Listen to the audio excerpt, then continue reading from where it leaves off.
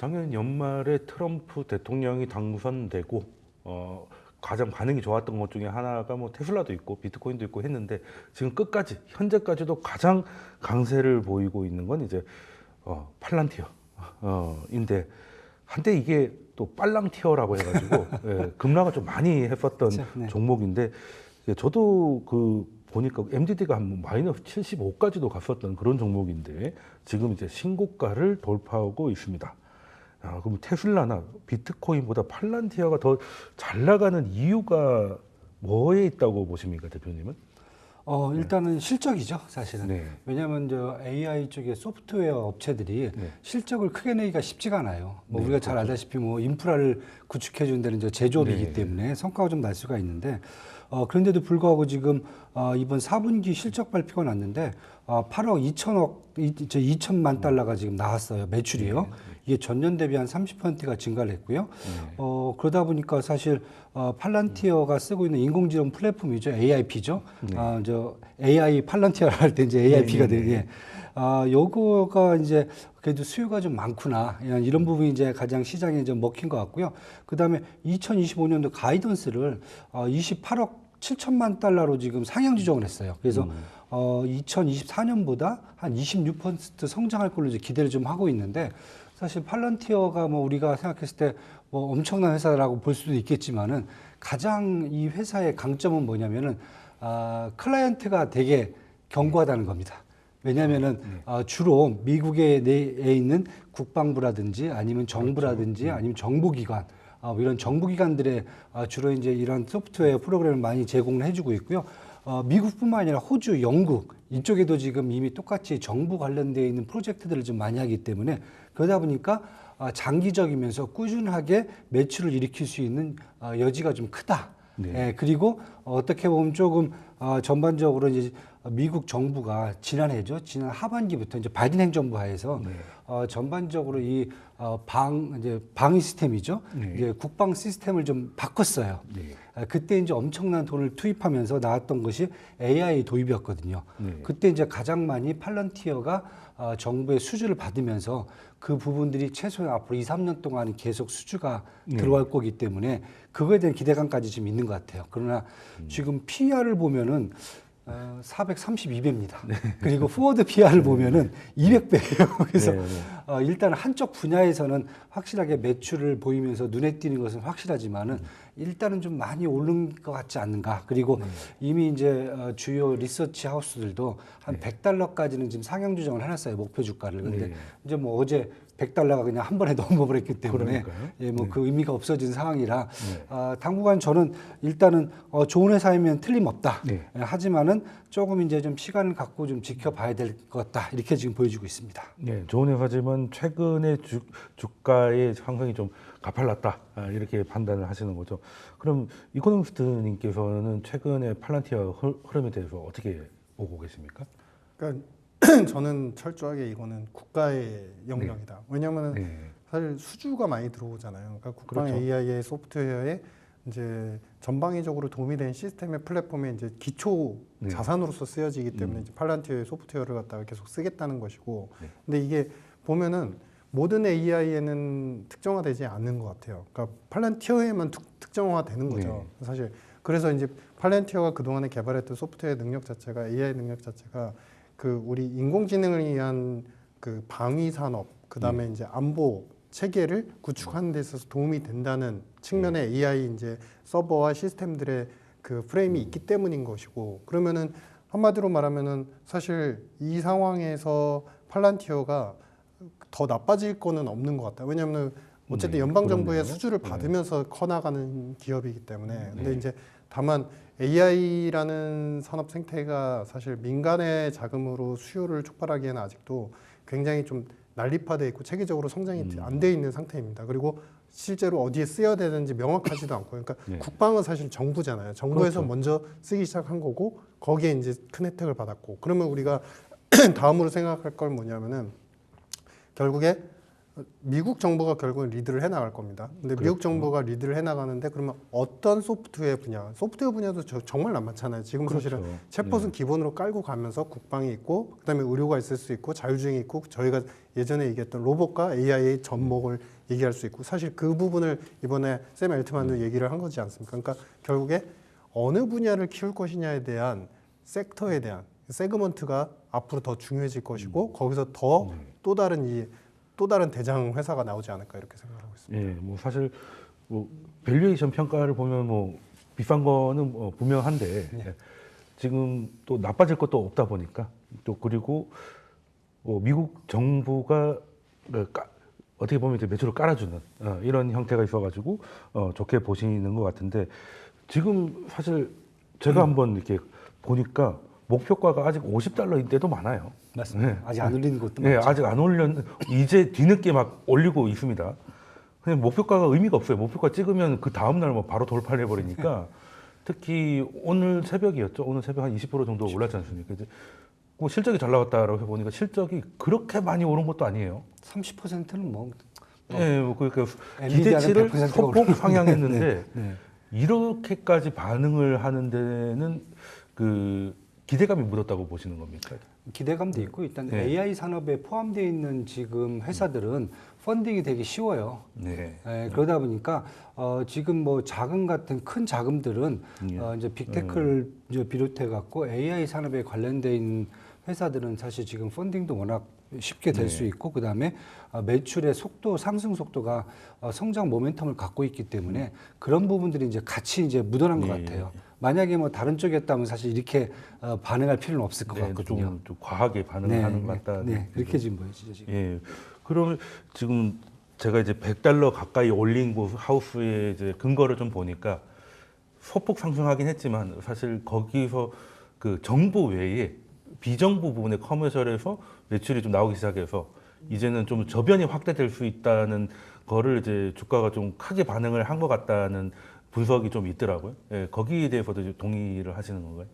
뭐 어느 정도 동의는 하고요. 이제 이게 결국에는 이제 산업을 네. 먼저 키워야 되는 그러니까 우리가 이제 정부 입장에서 생각을 해볼게요. 미국 정부 입장에서. 그러니까 이번에 이제 하나씩 설명을 드리자면은 1기 때 트럼프는 이미 코로나 막히기 직전에 국가기술 표준안, AI에 대한 국가기술 표준안을 마련해두고 갔습니다. 그래서 이게 안보적으로, 그 다음에 국민의 시큐리티나 웰페어를 위해서 쓰여져야 된다. 거기에 펀딩에 대한 방식, 민간에 대한 펀딩, 그 다음에 정부에서의 펀딩, 그 다음에 세 번째는 데이터에 대한 그 접근성, 이거를 더 확대하겠다. 그리고 마지막은 이 데이터를 갖다가 집적하는 데 있어서 여러 가지 이제 규제가 있잖아요. 정보에 대한 규제, 개인 정보에 대한 규제도 있고, 뭐 이런 것들을 철회하는 거. 그러니까 이제 어떻게 보면 규제 철회의 규제 큰 틀의 완화. 네 가지를 이제 좀 큰 틀에서 제시를 했는데, 그러면은 2기에 와서 이제 속도가 빨라지고 일단은 약속을 지킨 거를 먼저 생각해 보시면 오라클을 중심으로 한 이제 우리 펀딩 이제 우리 펀드를 자금을 조성했잖아요. 5천억 달러를. 그러면 1차적인 약속을 지켰죠.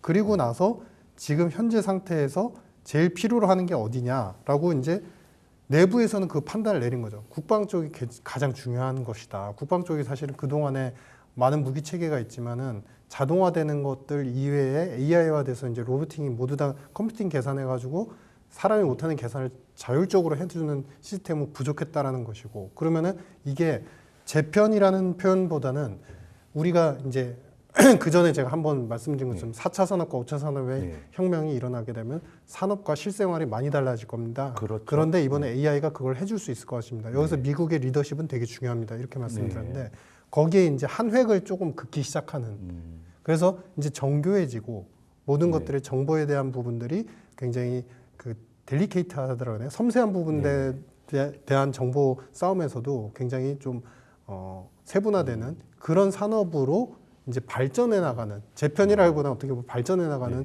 혁명적 단계가 국방에서 먼저 시작이 되는 것 같다, 이렇게 생각합니다. 뭐 사실 또 요즘 국방 관련해서 관심이 높아질 수밖에 없는 환경이기도 한 것 같고, 시장 색깔이 조금 변하는 것 같습니다. 지금까지 이제 엔비디아 주도의 하드웨어 시장이었다면은 이제 당선 이후로는 약간 소프트웨어 쪽으로 좀 넘어가고 있다는 느낌을 좀 우리 시장에서도 이제 발견할 수가 있을 것 같은데요. 그러면은 지금 이제 파란티어 같은 이제 AI 기업들이 혼자서는 뭘 하긴 힘들 테니까 이제 방산 관련해서 컨소시엄을 이렇게 만들겠다는 걸 이제 추진하겠다는 걸 발표를 했는데 그러면 우리 보통 방산이라고 하면 이제 로키드 마틴으로 대표되는 기존의 방산들이 있지 않습니까? 그러면 거기하고 여기는 대척적으로 봐야 될지 아니면 이제 새로운 게 시작되는 AI 쪽으로 이제 좀 더 가야 되는 것인지 예, 그러면 사실 우리 장에서는 방산 관련해서 AI는 거의 보이지 않잖아요. 그렇죠. 예, 그러니까 이거를 좀 어떻게 해석하냐에 따라서 국내 방산주에 대한 투자 판단도 좀 달라질 것 같은데 예, 이거에 대해서는 어떻게 생각을 하고 계시는지요? 네, 아유, 뭐 되게 어려운 문제예요. 왜냐하면 네, 쉽지 사실 않습니다. 방산이라는 게 네. 제조업에서도 가장 하이엔드예요. 그렇죠. 맨 마지막이죠. 네, 왜냐하면 정확하게 뭐랄까 적을 타격하고 뭐 우리의 민간인의 피해를 없게 하려고 하려면 사실 가장 정확성을 요구하는 것이 방산이기 때문에 이미 로키드 마틴이라든지 뭐 제너럴 다이내믹스가 만드는 그런 잠수함이라든지 무기 시스템들은 기존에 이제 분명히 미국이 그것에 대해서 이제 하이엔드 쪽을 보여줬단 말이에요. 그런데 죄송합니다. 이번에 뭐 잘 아시다시피 이제 러시아 우크라이나 전쟁뿐만 아니라 다른 전쟁에서 보면은 네. 일단 전쟁의 시스템이 이제 바뀐다는 거죠. 왜냐하면은 인명뿐만 이를 최소화한 것뿐만 아니라 어떻게 보면 기존 무기 같이 이제 뭐 전투기라든지 항공모함 이런 것보다는 드론이라든지 네. 아니면 로봇 라든지 이런 부분들이 사실 더 어떻게 보면은 시스템이 더 강화돼야 될 필요성이 네, 생긴 네. 거죠. 그래서 기존에 있던 어떤 이제 무기 시스템에다가 그것을 이제 자율주행이라든지 아니면은 AI를 엮어서 인간의 피해를 최소화할 수 있는 그런 방법으로 사실 전환해야 되는 게 지금 맞거든요.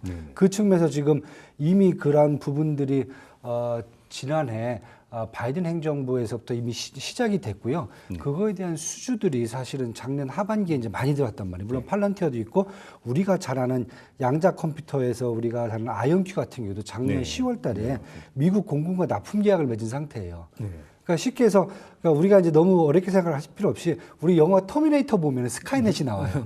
스카이넷이 나오거든요. 그 스카이넷이라는 게 뭡니까? 미국에 있는 모든 방산 시스템을 스스로 통제하는 이런 그런 시스템이 나오잖아요. 인류를 지배한다. 이렇게 나오죠. 거기서 결국 이제 미사일을 쏴버리잖아요. 네, 그렇죠.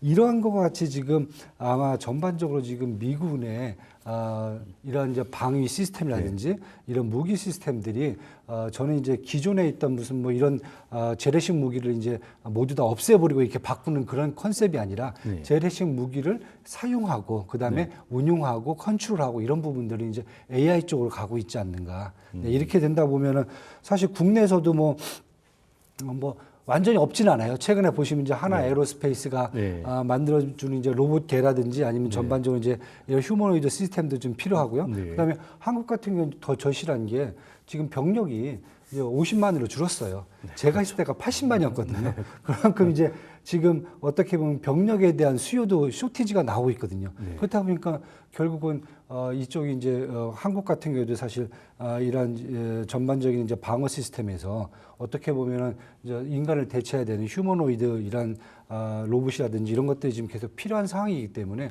저는 당분간 아마 한국 같은 경우도 영역적으로 본다면 하나 에어로스페이스가 물론 여기를 이제 리드를 하겠지만은 두산 로보틱스라든지 레인보우 로보틱스도 사실 여기에 충분히 가담할 수 있는 시스템은 돼 있거든요. 그래서 그런 것까지 감안한다고 그러면은 아마 이번에 이제 우리가 뭐 딥시크 때문에 발생한 충격 이런 전반적인 AI 산업 발전 이런 것들이 어떻게 보면 한국에 되게 유리하게 작용할 수도 있다. 예, 이렇게 지금 보여지고 있습니다. 그럼 사실 한국에는 팔란티아 같은 딱 그런 기업은 없다 하더라도 최근에 로봇 관련 특히 레인보우 로보틱스가 지금 최근에 굉장히 좋은 흐름 보여주고 있잖아요.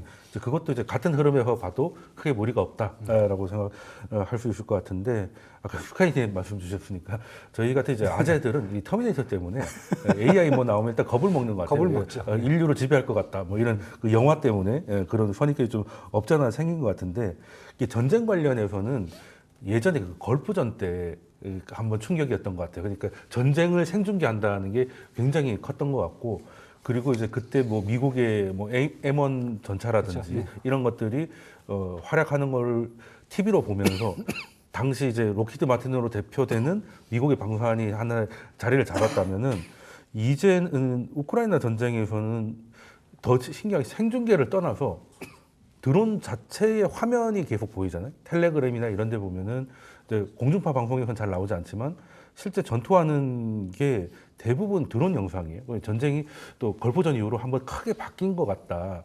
그래서 방산도 바뀔 수밖에 없는 상황이 이미 도래한 지 좀 된 것 같은데, 그럼 이코노미스트 분께서는 지금 이 방산업계, 기존의 방산업계하고 지금 AI로 변화하는 이 상황을 좀 어떻게 진단하고 계십니까? 그러니까 이게 그거죠. 그러니까 기존의 방사는 로키드 마틴이라든지 네, 아니면 보잉이라든지 아니면 GM 같은 이제 방위산업 업체들이 네. 기존에 이제 세팅을 하고 네, 있고 군함이라든지 뭐 이제 우리 전투함이라든지 이제 장갑차 이런 것들 그렇죠. 전반적으로 이제 네, 기존의 뭐 해놓고 전투기 있는데 장갑차. 네. 이게 이제 국지전이냐 네. 전쟁의 양상도 우리가 이번에 확인하셨다시피 전면전은 뭐 거의 뭐 이제 핵 미사일까지 쏘는 단계다 보니까 그런 기반을 갖다가 어느 정도 백업하려면 전통 무기의 체계들은 분명히 구축이 되어 있어야 하는 것이고, 그런데 그 전에 사전에 정보 탐색전부터 시작해서 국지전, 그리고 우리가 소규모의 이제 국지전 전쟁들을 일단은 전제로 깔게 된다면 사실은 불필요하게 인력이 많이 쓰여질 필요도 없고, 지금 말씀하신 것처럼 드론이라든지 그렇죠. 드론을 조종해서 AI와 시스템을 갖다가 결합을 한다면은 드론이 자체적으로 우리가 간단하게 정말 생각해 보시면요, 드론을 가지고서 인간이 조종을 해가지고 드론이 그쪽을 갖다가 공격을 하거나, 예를 들면 예전에 우크라이나 미사일 전쟁할 때 우크라이나 타격하고 그럴 때 드론 되게 많이 썼잖아요, 사실. 그렇죠. 그러니까 드론을 갖다가 직접적으로 조종해서 할 수도 있지만 인간의 능력으로 조종하는 것보다 사실은 컴퓨팅 계산으로 이제 그렇죠. 현재의 기온과 그다음에 공기, 그다음에 저항, 그래야 불발이 덜 하기 때문에 그렇죠. 이 시스템을 갖다가 활용을 하는 것이고, 그러면은 지금 뭐냐면은 거기에 대전제는 뭐냐면 전쟁의 양상이 예전처럼 막 정말 한 나라를 무너뜨리는 이런 양상이라기보단 소규모의 일정한 한계 지역 내에서 정말 중요한 인프라는 서로 건들지 않으면서의 국지전이라고 전제를 한다면 정보전과 사전적인 어떤 초접전의 양상에서는 신기술의 무기들과 드론뿐만 아니라 AI 시스템들이 상당히 많이 필요할 것이다. 라는 가정에서 여기에 이제 연구개발 투자를 하는 것이고, 그런데 이거를 우리가 한번 생각해 보셔야 되는 게 지금 트럼프가 얘기하는, 그리고 바이든 정부 때 계속 이야기해왔던 대략 이제 오바마 때 8천억 달러였는데 이제 국방 예산 규모가 좀 줄어들다가 또 다시 이제 트럼프 때 이번에 늘어날 거다. 근데 늘어날지는 사실 잘 모르겠습니다. 왜냐면은 봐야 되겠죠. 일기 때도 늘릴 거다 해놓고 줄였거든요, 사실은. 그래서 이 예산이 상당 부분은 사실 대부분은 전통 무기에 들어가는 것이 기본적인 그렇죠. 개발 시나리오에 들어가는 것이 맞기 때문에 지금은 이제 여기에 모두 다 금융 투자적으로 주가가 오른다고 이 분야가 신세계가 열리면서 이 분야가 무조건 소프트웨어가 다 리딩한다라고 보기에는 좀 한계는 있을 것 같다. 뭐 이런 생각입니다. 그 사실 그 트럼프와 이제 바이든 행정부의 이제 그 어떻게 방식이 굉장히 다르잖아요. 이제 바이든 같은 경우는 이제 동맹국하고 구축해서 큰 압박을 하는 것이고, 트럼프 같은 경우는 이제 김정은 직접 만난다든지 해서 쉽게 말해서 이제 뭐 1대1 이런 걸 많이 하다 보니까 전쟁이 거기에 필요한 그 전략 무기 뭐 이런 것도 좀 많이 다를 것 같은데, 과거 같은 금방 말씀 주셨던 그 과거의 전면전 같은 경우에는 항공모함 그리고 전차 이런 것들이 중요한데, 지금 사실 우크라이나 전쟁을 보면 그런 양상은 아니지 않습니까? 그리고 어떻게 보면 전쟁이 정말 이기기 위한 전면전이 아니라 뭔가 다른 정치적 목적을 이루기 위해서 전쟁이라는 걸 하고 있는 듯한 이런 느낌도 없지 않아 있기 때문에 여기서 보여지는 것들이 굉장히 중요할 것 같아서 이제 드론 같은 것들이 좀 커갈 것 같은데, 그게 아니나 다를까 지금 얼마 전에 그 머스크가 얘기한 게 F-35 같은 거 뭐하러 만드냐는 얘기를 했잖아요. 근데 그것도 사실은 이제 기존의 레거시보다는 앞으로 이제 뭐 AI를 탑재한 뭐 드론부터 시작해서 이런 신무기 쪽으로 힘을 실겠다는 의지를 그냥 가감없이 보여준 거라고 봐도 되는 거겠죠. 그러면 이거에 대해서 그러면은 예전에 방사는 크게 의미가 없게 되는 건 아닐 텐데, 이것도 산업이 대립이 있지 않겠습니까? 기존의 방사의 산업 헤게모니가 있을 것이고, 지금 이제 소위 말하는 페이팔 마피아가 하고 있는 이쪽이 서로 더 중요하다고 부딪히면 이것도 헤게모니 싸움이 있을 것 같은데 이거는 또 어떻게 흘러갈지 물론 뭐 어렵겠습니다만 어떤 생각을 갖고 있는지 좀 궁금합니다. 일단은 뭐 사실은 우크라이나 전쟁에서 많이 보여준 것 같아요. 네. 뭐 우리 이코노미스트님 말씀하셨듯이 저는 다른 것보다 이 두 개가 사실 대립할 수는 없다라고 봐요. 네, 재래식 같이 무기와 가야겠죠. AI 시스템을 통한 이런 안보 시스템이 대립할 수는 없다. 기본적으로 저는 재래식 무기가 결국은 가서 로봇하고 똑같은 것 같아요. 로봇이라는 물리적 플랫폼이 있어야 그래야 거기다 AI를 심으면은 그 물리적 플랫폼이 가서 이제 활동을 해주는 거잖아요. 결과를 이끌어내는 거잖아요. 네. 근데 AI 쪽에서는 결과를 이끌어내는 게 아니라 그것을 만드는 과정을 주입해 주는 거고 거기에서 좀 더 세밀하고 인간의 어떠한 감정을 배제해 주고 그다음에 인력 부족 문제를 해결해 주는 그런 문제거든요. 네. 그렇다 보니까 저는 기본적으로 재래식 무기가 갖춰져 있지 않으면은 AI가 무슨 의미가 있는가? 왜냐하면 앞으로 얘기하면서 저희들이 이제 지금 시장에서 얘기하는 것은 탱크가 있는데 탱크를 앞으로는 크게 만들 필요가 없다는 거죠. 조그맣게 만들어 갖고 무인으로 간다. 네, 사람이 안 들어갈 테니까. 그렇다고 보면은 기본적으로 재래식 무기를 바탕으로 해서 거기에다가 들어가는 게 맞지 않겠냐. 그리고 AI 시스템이 갑자기 자기들이 미사일을 만들어 쏘는 게 아니라 이미 미사일은 있어요. 있는 미사일을 기존과 다르게 AI가 시스템을 갖고 아까 말씀하셨듯이 좀 더 조건들을 제대로 파악해 갖고 정확하게 타격해 갖고 다른 피해가 없이 자기들이 원하는 것만 할 수 있게 만들어진 게 사실 AI거든요. 그렇다고 보면은 기존 무기는 어떻게 보면 로봇의 플랫폼이지 않는가. 그리고 재래식 무기는 그다음에 AI는 그 로봇을 이제 그 구동시켜주는 AI 프로그램이다. 이렇게 좀 보셔야 될 것 같아요. 그래서 저는 양자가 대립한다라기보다는 쉽게 얘기해서 재래식 무기들이 어느 정도 완벽하게 갖춰져 있는 그러한 시스템일수록 AI 시스템을 더 거기다 적용시키기가 더 편하지 않겠는가. 왜냐하면 예를 들어서 우리가 이제 미국 같은 게 이제 무인 항공기도 있단 말이에요. 무인 전투기도 있고요. 그런데 그런 전투기들이 기본적으로 재래식 무기가 없이 어떻게 활용이 되겠습니까? 그래서 저는 그런 측에서 본다 보면은 지금의 AI 산업이 앞에 것을 항상 저희가 이제 뭐랄까 좀 분석할 때 어려운 게 모든 걸 다 대체를 해버린다.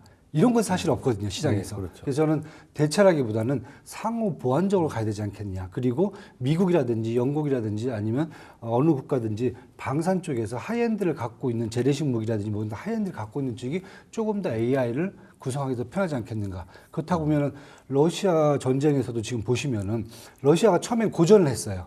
그런데 러시아 같은 경우에는 일단 재래식 무기 시스템이 다 돼 있는 국가이기 때문에 시간이 갈수록 계속 여기에 적응하기 시작하는 거죠. AI 시스템을 갖다가 러시아도 계속 꼽기 시작하니까 그러다 보니까 결국 또 우크라이나가 밀려가거든요. 그러니까 이런 걸 보면서 두 개는 상호 보완적이다. 저는 이제 이렇게 지금 보고 있습니다. 그래서 뭐 국내에서도 우리가 뭐 재래식 무기만 만들었지만은 이걸 기반으로 해서 AI 시스템을 구축하는 것은 저는 충분히 가능하지 않겠는가. 네, 이렇게 지금 보여집니다. 네, 그러면 사실 이거 뭐 레거시와 뭐 AI의 대립 이렇게 보기보다는 그 얼마 전에 F-35가 또 추락한 일이 있었는데 그때 보통 나온 얘기가 그래도 파일럿이 살아야 된다. 이게 이제 인간이 살아야 되는 건 당연한 거지만 이제 파일럿을 하나 육성을 하는데 들어가는 비용이 전투기보다 비싸기 때문에 파일럿은 어떻게든 전투기를 포기하더라도 탈출을 해야 된다 이런 게 나왔는데 그렇다면은 인간이 들어가지 않는 쪽으로 그러니까 레거시와 AI를 나눌 게 아니라 유인과 무인으로 나누는 게 차라리 맞다고 생각이 들거든요. AI를 통해서 무인화시킨다. 그 노력이다라고 생각을 하면 될 것 같다는 생각이 드는데 그 자동차가 이제 자율주행을 가듯이 그렇게 이해를 하면 될 것 같은데 그러면은 거기에 관련해서는 무인화시키는 데는 당연히 AI가 들어갈 것이고 거기에 관련해서는 기술 관련 사람들이 심지어 이번에 그 국방 관련 뭐 도지 안에 들어가 있던 분은 20살이라고 해서 국방에 관련된 경험이 전혀 없는 분들도 들어가 계신다는 보도도 저 봤었는데 그러면은 이거는 시대 정신인데 그러면 앞으로 이쪽은 계속 주가는 우상향 일단은 주가만 놓고 봤을 때는 무인화 된다면 무인화를 할 수 있는 이 기업들의 주가는 좀 한동안은 좋아 수밖에 없다는 생각이 일단은 드는데 이게 너무 긍정적으로 보는 걸까요? 예, 어떻게 생각하십니까? 박사님? 주가나 모멘텀은 좋을 것 같아요. 네, 왜냐하면 주가는 새로운 분야 네, 그렇죠. 실적을 냈고 그렇죠. 정부가 백업을 해주고 있고 네. 수주를 해주고 있고 정부가 키우는 산업. 네. 그러니까 뭐 여기서 주가가 이렇게 갑자기 부러지거나 힘들 일은 없고 네. 그러면 이제 새로운 산업이 그동안 팔란티어 사실 네. 해오던 한국인들이 그렇게 네. 좋아했던 그렇죠. 이 기업이 이제서야 이제 빛을 보고 있기 때문에 네. 근데 중요한 거는 좀 조심스럽긴 하지만 저는 이제 국방의 전문가가 아니고 네. 그래서 한편으로는 뭐 죄송스러운 표현일 수는 있지만 진정한 국방의 전문가가 저희의 이야기를 들으면 좀 웃으실 수도 있겠다라는 뭐 그럴 수- 걱정도 들어요. 전문가의 입장에서 네. 그럴 수 있죠. 왜냐하면 이게 약간 그런 거죠. 그러니까 뭐냐면은 이 분야를 저희 이제 그 가까운 분 중에 이제 그 보잉 네. 국방연구센터에서 근무하신 분에게 이제 저는 가끔씩 주어들은 이제 네. 귀동량으로 말씀을 전해드리면 사실은 국방의 이 모든 프레임들은 굉장히 보수적이에요. 우리가 상상하는 것 이상의 보수적이에요. 그래서 새로운 무인을 이용한 시스템, AI를 이용한 드론, 뭐 이런 것들이 시스템적으로 착안이 됐다 하더라도 모든 자금과 모든 기술의 연구 개발이 일시적으로 그쪽으로 확 쏠리진 않습니다. 모든 것들이 기존 전통의 네. 그러니까 예를 들면 그거죠. 우리가 보잉 747이 사고가 많이 나고 여러 가지 결함이 있다고는 하지만 네. 그렇다고 해서 보잉 747 보잉사에서 그걸 포기하지 않아요. 그렇죠. 보완시켜 예, 가는 거기서 계속 조금씩 네. 그레이드업을 시키는 거예요. 그러니까 네. 그런 식으로 모든 무기 시스템들이나 이제 국방 산업들은 항상 그런 식으로 이제 체계적으로 조금씩 신중한 절차를 이어져 오고 있고, 다만 이제 외부적으로 봤을 때는 이 분야가 특별하게 더 수주를 받으면서 이 기업이 성장을 하니까 모든 아까 말씀하신 것처럼 레거시가 이제 좀 갈라지는 거 아니냐, 이것과 이것이 이제 물줄기가 좀 메인스트림이 이렇게 나뉘어지는 거 아니라고 하지만 어디까지나 중심은 기존 전통 우리 전통 무기에 다 있고 그것을 개선시키기 위한 어떤 그 도구로서, 근데 그 도구가 없다가 팔란티어라는 기업이 그 도구를 더 체계화시키고 높이는데 완성시키는데 도움이 됩니다라고 하니까 주가가 높아지는 것. 네. 그래서 이런 부분은 간단한 우리 예로 재밌게 이뤄드리면 마치 그거죠. 정치인 토론회를 하면은 네. 대립을 엄청 하잖아요. 그렇죠. 서로 거기는 이제 공격도 되게 갈등이- 많이 하고 네. 정책 토론을 할 때는. 근데 알고 보면은 와, 저 둘이 진짜 사이 되게 안 좋겠다. 근데 네. 알고 보면 둘이 되게 친해요. 네, 카메라 끝나면 네. 악수하고 뭐 네. 밥 먹으러 가고. 그러니까 그거랑 똑같은 논리다. 네. 그러니까 주가적으로 이게 이쪽이 점프업이 크고 금융 투자 시장에서 이제 주목을 된다 하더라도 체계가 이렇게 갈라지진 않을 것이다. 이 얘기인즉슨 뭐냐면 반대로 해석을 해야 되는 측면이 더 강하죠. 네. 지난번에는 국방 산업에 대해서 그렇게까지 예산을 많이 쓰지 못하고 초점을 많이 두지 못했던 트럼프가 네. 이번 이기 때는 확실하게 국방 산업을 키우고 1패권 국가로서의 어떤 능력을 갖다가 더 이상 네. 따라오지 못하게, 중국, 러시아 수령주의 국가들이 너무나 이제 많이 난립해 있으니까 네. 거기에서 입장을 갖다가 국방 산업의 최적화와 더 강화를 갖다가 굉장히 크게 외치고 있구나. 이런 이제 해석이 가능할 것이다. 네. 예산도 어느 정도 맞춰주겠구나, 이런 생각을 할 수 네. 있겠습니다.